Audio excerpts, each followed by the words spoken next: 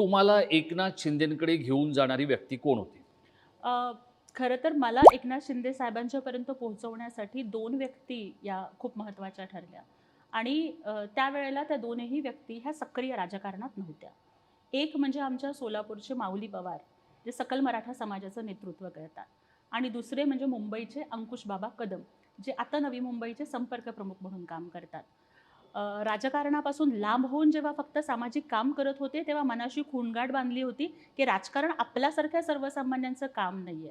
मग त्याच्यापेक्षा आपण आपलं बोलता येतं तर प्रबोधन करू, व्याख्यानं करू, पथनाट्य करू, विद्यार्थ्यांना घडवू, एक चांगली शिक्षिका बनू आणि बाबा काहीतरी करून आपलं एक कुटुंबाला आपण हे करू आणि सामाजिक काम करू, असंच डोक्यात होतं.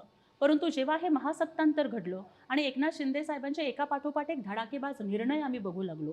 त्यात ते जेव्हा आषाढी वारीला आले पंढरपूरमध्ये, तेव्हा ते महाराष्ट्राचे पहिले मुख्यमंत्री होते, की जे म्हणजे आत्तापर्यंतच्या सगळ्या मुख्यमंत्र्यांनी येऊन आषाढी वारीला पूजा केली. परंतु एकनाथ शिंदे साहेब हे पहिले मुख्यमंत्री, की जे महापूजेच्या आधी येऊन त्यांनी वारकऱ्यांची सोय होते का नाही हे पाहिलं.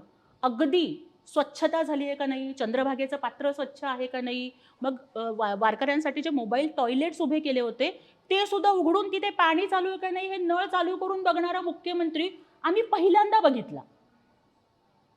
म्हणजे हे सगळं भारावून टाकणारं होतं आणि ही व्यक्ती काहीतरी वेगळी आहे आणि ह्याला सर्वसामान्यांच्या दुःखाची जाण आहे. हे आम्ही सोलापूरकरांनी तेव्हा अनुभवलं. मग तेव्हा कुठेतरी मनामध्ये वाटलं, की हे नेतृत्व आपल्याला न्याय देऊ शकतं. मग त्यावेळेला अंकुशबाबा कदम आणि माऊलीदादा पवार यांनाही वाटत होतं, की आपली ताई खूप धडपडतीये, कष्ट करतीये, तर तिच्या कष्टाला न्याय एकनाथ शिंदे साहेबच देऊ शकतात. त्याच्यामुळे त्यांनी माझी आणि एकनाथ शिंदे साहेबांची भेट घडवून दिली.